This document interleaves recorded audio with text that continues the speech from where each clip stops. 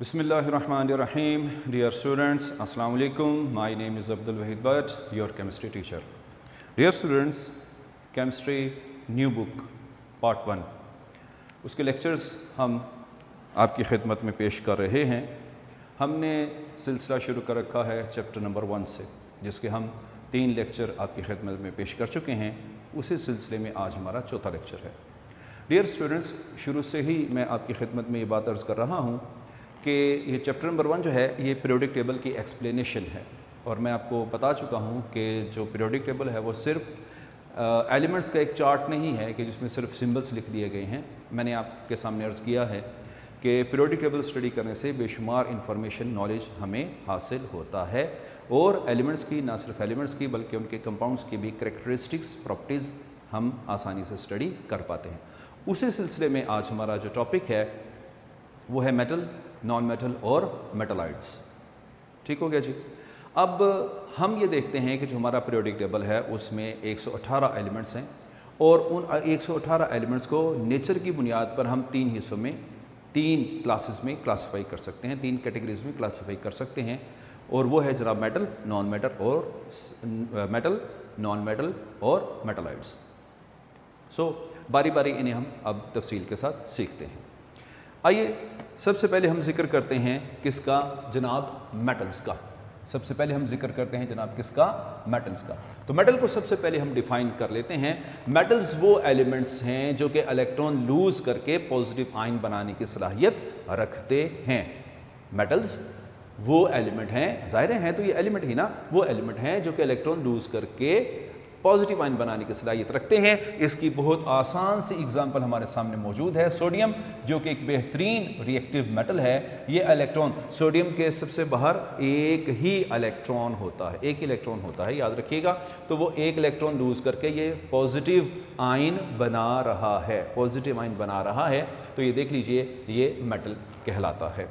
अब आगे चलते हैं कुछ ख़ास कैरेक्टरिस्टिक्स की तरफ, जिससे हमें मेटल्स की खुसूसियात का पता चलता है और हम स्टडी कर पाते हैं, जो कि मैंने आज भी आपके सामने कहा कि हम किस तरीके से एलिमेंट्स की खुसूसियात को स्टडी कर सकते हैं। देखिए जी, कैरेक्टरिस्टिक्स में देखते हैं हम, तो मेटल्स जो हैं ये कंडक्टर होते हैं। कंडक्टर किस चीज़ के? हीट के भी और इलेक्ट्रिसिटी के भी। ये बहुत अच्छे कंडक्टर होते हैं। ठीक हो गया। मैं छोटी सी मिसाल आपके सामने देने लगा हूँ। वो ये है कि जब हम, हमारी माएँ बहनें किचन में खाना बना रही होती हैं, तो खाना बनाते हुए वो जो हांडी में डोई या चम्मच वगैरह फेरती हैं, तो वो जो चम्मच है अगर वो मेटल का बना हुआ होगा तो गौर कीजिएगा, पीछे जो उसका हैंडल होगा उसके ऊपर लाजमी या तो लकड़ी होगी जो कि नॉन कंडक्टर है, उसमें से हीट नहीं गुजरती, या फिर प्लास्टिक होगा, वो भी क्या है, नॉन कंडक्टर है, उसमें से भी हीट नहीं गुजरती। और अगर वो सारा चम्मच जो कि हांडी के अंदर घुमाया जाता है वो सारा मेटल का बना हुआ होगा, तो थोड़ी देर में हीट यहाँ से यहाँ ट्रांसफ़र होगी और यहाँ से फिर वो चम्मच पकड़ा नहीं जाएगा। उम्मीद है बात समझ में आ गई होगी। तो जो कंडक्टर्स हैं, वो जो मेटल्स हैं वो हीट के भी कंडक्टर होते हैं और इलेक्ट्रिसिटी के भी। हीट के भी कंडक्टर हैं और इलेक्ट्रिसिटी के भी कंडक्टर हैं। अब इलेक्ट्रिसिटी का मतलब क्या, वो तो सबको पता है, लोहा, करंट गुजरता है। और उससे भी ज़्यादा जो पॉपुलर एग्जाम्पल हैं वो क्या हैं, वो है जनाब कॉपर। ये जो वायर्स हैं, तारे हैं, इनके अंदर कॉपर मौजूद होता है। तो आप जानते हैं कि इर्द गिर्द जितने भी इलेक्ट्रिसिटी की जो वायरिंग हुई है उसमें कॉपर इस्तेमाल होगा, और बाज़-औक़ात एल्यूमिनियम भी, एल्यूमिनियम के में सिल्वर कहना चाहिए मुझे, वो भी इस्तेमाल होता है। अच्छा, आगे चलिएगा जी। तो कैरेक्टरिस्टिक्स में हमें पता चला कि जो मेटल्स हैं वो कंडक्टर होते हैं, हीट के भी और इलेक्ट्रिसिटी के भी। आगे चलिए, जो मेटल्स हैं वो मैलिएबल भी होते हैं और डक्टाइल भी होते हैं। मैलिएबल का मतलब है जिनकी चादरें बनाई जा सकती हैं। क्या बनाई जा सकती हैं? चादरें बनाई, शीट्स। चादर का मतलब वो ख़वातीन जो सर के ऊपर ओढ़ती हैं वो मुराद ना लीजिएगा। शीट्स, ये जो फिल्म लाइक बारीक सी लेयर, वो आप जानते हैं, समझ आ चुकी होगी। ये जो हमारे दरवाजे हैं अगर वो लोहे के बने हुए हों तो वो सारी चादर ही तो है, वो सारी शीट ही तो है जो लोहे की बनी हुई है। तो जो मेटल्स हैं उनकी शीट्स भी बनाई जा सकती हैं। तो मैलिएबल का मतलब यही है। आगे जनाब डक्टाइल। डक्टाइल का लफ्ज़ निकला है डक्ट से। डक्ट का मतलब होता है तार या नाली।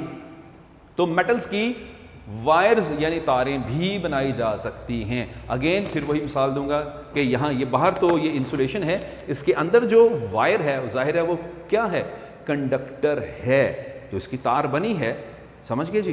तो फिर इसका मतलब ये हो गया कि जो मेटल्स हैं वो मैलिएबल भी हैं और डक्टाइल भी हैं। आगे एक और खुसूसियत, जो मेटल्स होते हैं उनकी जो अपीयरेंस है वो शाइनी होती है, चमकदार होती है, लस्ट्रस कह लीजिए, शाइनी कह लीजिए, वो अपीयरेंस होती है इनकी। और उसकी जो सबसे अहम तरीन और जो पॉपुलर एग्जाम्पल है वो कौन सी है? गोल्ड। सोना कीमती है ही अपनी चमक की वजह से, तो वो अपनी खूबसूरती अपनी चमक की वजह से कायम रखता है। और ये देख लीजिए एग्जाम्पल बेहतरीन, तो जो गोल्ड है वो बेहतरीन एग्जाम्पल है किसकी? मेटल की, और शाइनिंग के लिहाज से भी एक बेहतरीन एग्जाम्पल है। एक और अगली खूबी, जो मेटल्स हैं इनका मेल्टिंग पॉइंट, बॉइलिंग पॉइंट होता है हाई, ज़्यादा। क्यों? क्योंकि इनके दरमियान जो मेटेलिक बॉन्ड है वो बहुत स्ट्रॉन्ग होता है, तो उस मेटेलिक बॉन्ड को तोड़ने के लिए ज़्यादा हीट एनर्जी देनी पड़ती है। ज़्यादा हीट एनर्जी देंगे तो ज़ाहिर है फिर हम कहेंगे कि इनका मेल्टिंग पॉइंट और बॉइलिंग पॉइंट भी क्या है? ज़्यादा है।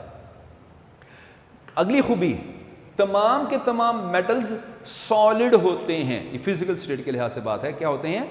सॉलिड, सिवाय एक के। कौन? मरकरी। मरकरी जिसे हम कहते हैं पारा, उर्दू में हम क्या कहते हैं? पारा, वही थर्मोमीटर के अंदर जो लिक्विड होता है।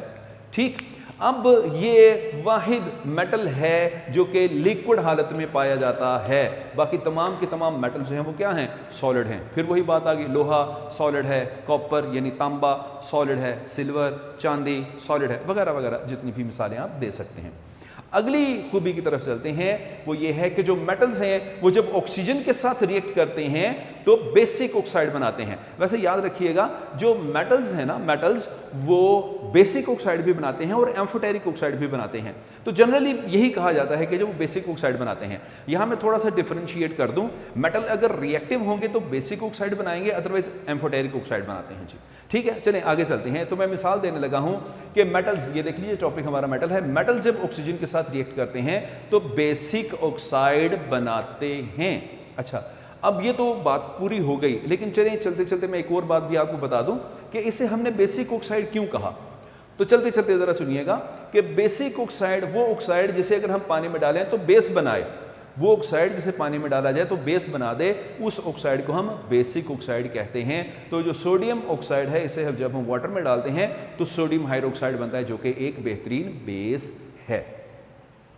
आगे एक और खूबी कि जो मेटल्स हैं वो रिड्यूसिंग एजेंट होते हैं। रिड्यूसिंग एजेंट किसे कहते हैं? जो दूसरों की रिडक्शन कर दे, दूसरों की रिडक्शन कर दे। अब दूसरों की रिडक्शन कर दे, इसका आसान मतलब ये है दूसरों को इलेक्ट्रॉन दे दे। अब ये देखिए, सोडियम ने इलेक्ट्रॉन दिया तो है, अब जाहिर है किसी दूसरे ने लिया तो होगा, जिसने लिया होगा उसकी रिडक्शन हो गई, उसकी रिडक्शन हो गई।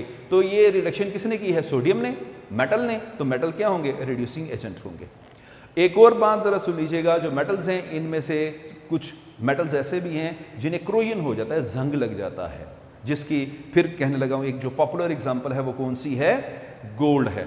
और बाज को मैंने ये नहीं कहा कि सबको जंग लग जाता है, बाज को जंग नहीं लगता, जैसे कि गोल्ड, AU गोल्ड, गोल्ड को जंग नहीं लगता। इसीलिए एक तो इससे जंग नहीं लगता, दूसरा इसकी जो अपीयरेंस है वो बहुत शाइनिंग है, जिसकी वजह से इतना खूबसूरत लगता है ये। लेकिन जी ये हमने मेटल्स की काफ़ी ज़्यादा खुसूसियात पढ़ी हैं।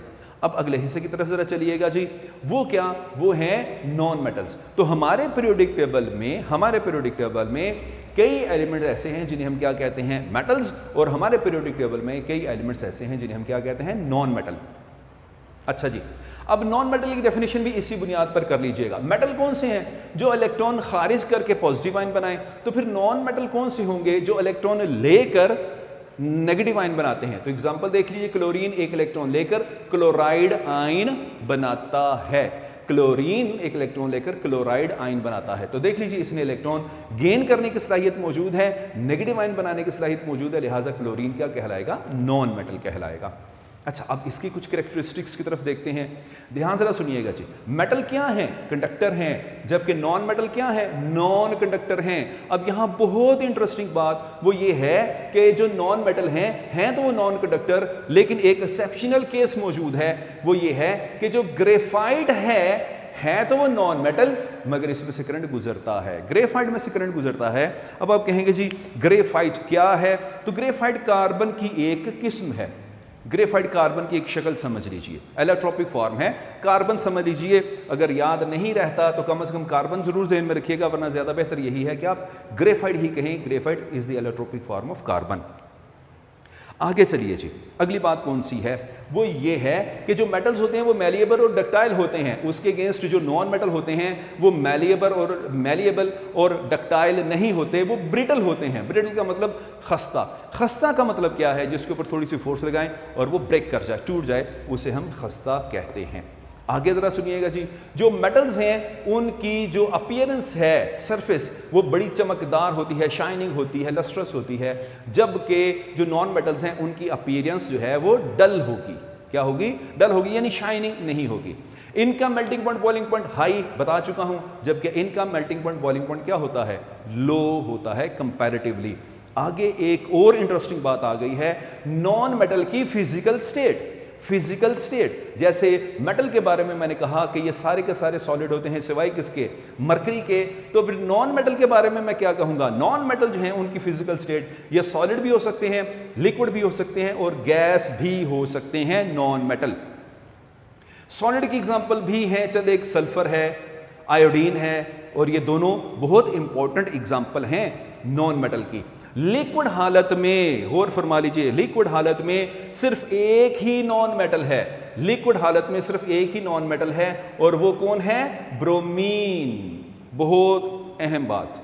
और नॉन मेटल गैशियस हालत में सिर्फ 11 हैं, ओनली 11। अब वो 11 कौन सी हैं, गिनकर देख लेते हैं। देख लीजिए, यहां पर मैंने लिखा है, यहां मैंने लिखा है, अब मजबूरी थी कि यहां पर थोड़ी जगह नहीं थी। अच्छा, 11 noble gases, 6, helium, neon, argon, krypton, xenon, radon, कितनी हो गई? 6 हो गई। अब hydrogen, oxygen, nitrogen, fluorine, chlorine, कितनी हो गई? 5। तो 5 और 6 11। तो ये देख लीजिए, ये जो मैंने आपसे कहा है कि नॉन मेटल जो गैशियस हालत में है वो सिर्फ 11 हैं, और ये उसके एग्जाम्पल मैंने ऊपर आपके सामने मेंशन कर दी है। तो ये भी एक इंटरेस्टिंग चीज है, जरा ध्यान में रखिएगा। चलते चलते मैं आपको एक और बात बता दूं, हो सकता है स्टूडेंट थोड़ा मिसकंसेप्शन का शिकार हो जाएं। कार्बन मोनोऑक्साइड भी तो गैस है, कार्बन डाइऑक्साइड भी तो गैस है। सर जी, कार्बन डाइऑक्साइड गैस है, एलिमेंट नहीं है। कार्बन मोनोऑक्साइड गैस है, एलिमेंट नहीं है। नाइट्रिक ऑक्साइड गैस है, एलिमेंट नहीं है। मैं तो बात कर रहा हूं एलिमेंट की, और वो भी कौन से? Non metal. तो वो एलिमेंट जो नॉन मेटल हैं, अगर वो गैशियस हालत में है तो वो अभी तक सिर्फ 11 हैं। आगे चलते हैं जी अगले हिस्से की तरफ। जो मेटल्स हैं वो ऑक्सीजन के साथ रिएक्ट करके क्या बनाते हैं? बेसिक ऑक्साइड बनाते हैं, बेसिक ऑक्साइड बनाते हैं। क्लियर होगी बात? जबकि जो नॉन मेटल्स हैं वो ऑक्सीजन के साथ रिएक्ट करके एसिडिक ऑक्साइड बनाते हैं। मिसाल के तौर पर कार्बन का रिएक्शन ऑक्सीजन के साथ होगा तो कार्बन डाइऑक्साइड बनेगा। अब ये जो है ये एसिडिक ऑक्साइड है, भाई हमें कैसे पता चलेगा? हम कार्बन डाइऑक्साइड पानी में डालेंगे तो बनेगा कार्बोनिक एसिड, एसिड बनेगा। तो वो ऑक्साइड जिसे पानी में डालें एसिड बनाए, वो ऑक्साइड जिसे पानी में डालें एसिड बनाए, उस ऑक्साइड को हम क्या कहते हैं? एसिडिक ऑक्साइड कहते हैं। तो ये चीजें जरा ध्यान में रखिएगा। अच्छा जी, आगे मेटल्स हैं ये रिड्यूसिंग एजेंट हैं, यानी दूसरों की रिडक्शन करते हैं, और जो नॉन मेटल हैं ये ऑक्सीडाइजिंग एजेंट हैं, यानी दूसरों की ऑक्सीडेशन करते हैं। अब ये देख लीजिए आपके सामने है, दूसरों की ऑक्सीडेशन करते हैं। अब देखें, क्लोरीन ने इलेक्ट्रॉन लिया, क्लोरीन ने इलेक्ट्रॉन लिया, तो जिस से इलेक्ट्रॉन लिया उसकी क्या कर दी? ऑक्सीडेशन। उसकी क्या कर दी? ऑक्सीडेशन। तो देख लीजिए, तो ये जो नॉन मेटल हैं ये ऑक्सीडाइजिंग एजेंट हैं। आगे चलिए जी। हाँ, एक और चीज भी बता दूं, नॉन मेटल्स को आमतौर पर जंग नहीं लगता। आगे चलते हैं जनाब। फिर मैं एक और बात अर्ज कर दूं, वो क्या है? वो ये है कि हम एलिमेंट्स की क्लासिफिकेशन पढ़ें on the basis of nature. तो मेटल भी पढ़ लिया, नॉन मेटल भी पढ़ लिया। तीसरी जो टाइप है वो है सेमी मेटल्स। इन्हें मेटलाइड्स भी कहते हैं और सेमी मेटल भी कहते हैं। याद रखना, जहां पर भी लफ्ज आ जाए सेमी का, तो सेमी का मतलब होता है हाफ। कहीं भी फिजिक्स, केमिस्ट्री, बायो कहीं भी सेमी का लफ्ज आ जाए तो इसका मतलब होता है हाफ, यानी आधा। तो आप कह सकते हैं हाफ मेटल्स, इसमें कोई बुराई नहीं है।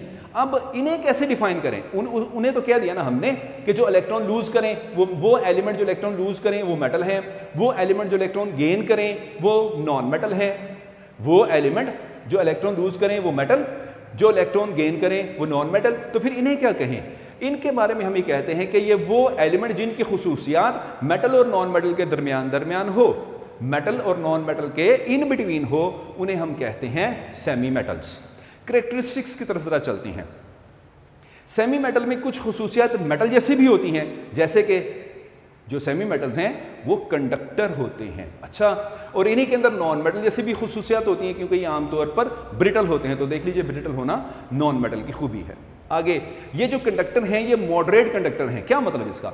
इसका मतलब ये है कि मेटल की तरह बहुत अच्छे कंडक्टर भी नहीं है और नॉन मेटल की तरह बिल्कुल नॉन कंडक्टर भी नहीं है। इसका मतलब है कि जो सेमी मेटल्स हैं उनकी कंडक्टिविटी यानी करंट गुजारने की सलाहियत मेटल से तो कम है मगर नॉन मेटल से ज्यादा है। मेटल से तो कम है मगर नॉन मेटल से ज्यादा है। ये सारी चीजें जरा ज़हन में रखिएगा। और आमतौर पर इनकी सरफेस जो है वो शाइनिंग होती है। और याद रखिए, जो सेमी मेटल्स हैं वो सारे के सारे सॉलिड हैं। ये देख लीजिए, इसमें से एक्सेप्शनल केस आ गया, इधर भी केसेस मौजूद हैं, जबकि जो सेमी मेटल्स हैं वो सारे के सारे क्या हैं? सॉलिड हैं।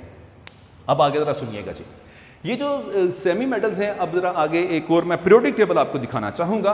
पीरियोडिक टेबल इधर देखिएगा। पीरियोडिक टेबल में जो एक्सट्रीम लेफ्ट साइड पर हैं ये सारे के सारे क्या हैं? मेटल्स हैं। याद रखिएगा ये सारे के सारे क्या हैं? मेटल्स हैं। लेकिन याद रखिएगा यहां पर पड़ा हुआ है हाइड्रोजन। हाइड्रोजन नॉन मेटल है, ये जरा ज़हन में रखिए। नॉन मेटल है, ये जरा ज़हन में रखिएगा। ओके, और एक्सट्रीम राइट साइड पर सारे के सारे नॉन मेटल्स हैं। तो ये नॉन मेटल, ये मेटल, इनके दरमियान ये जो आपको सीढ़ी नजर आ रही है, सीढ़ी नजर आ रही है, ये सेमी मेटल्स की है, मेटलाइड्स की है। और इनकी टोटल तादाद 7 है। ये देख लीजिए, ये इनकी टोटल तादाद कितनी है? 7 है। समझ आ गई मेरी बात? और ये देखिए वो सीढ़ी मैंने आपके सामने बना दी है। Boron, silicon, germanium, arsenic, antimony, tellurium और पोलोनियम। तो तादाद इनकी 7 है। ठीक हो गया जी। तो कुछ इंटरेस्टिंग बातें भी मैंने आपके सामने शेयर कर दी हैं। आखिरी यहाँ पर जो मैंने चीज़ें लिखी हैं, इंटरेस्टिंग बात एक और, वो ये कि अगर हम तादाद के लिहाज से बात करें तो मेटल्स की तादाद बहुत ज़्यादा है। मेटल्स की तादाद बहुत ज़्यादा है। अभी मैंने आपको पीरियोडिक टेबल भी दिखाया। और उससे कम तादाद किन की है? नॉन मेटल्स की। और सबसे कम तादाद किसकी है? मेटलाइड्स की। सो ये था आज का हमारा टॉपिक, जिसमें हमने मेटल, नॉन मेटल और सेमी मेटल को डिस्कस किया। उम्मीद है बात आपकी समझ में आ गई होगी और आपको ये सारी इन्फॉर्मेशन पसंद भी आई होगी। मेरे लिए दुआ कीजिए, मैं आपके लिए दुआ करता हूँ। अल्लाह ताला हमें जहालत के अंधेरों से दूर फरमाए। आमीन।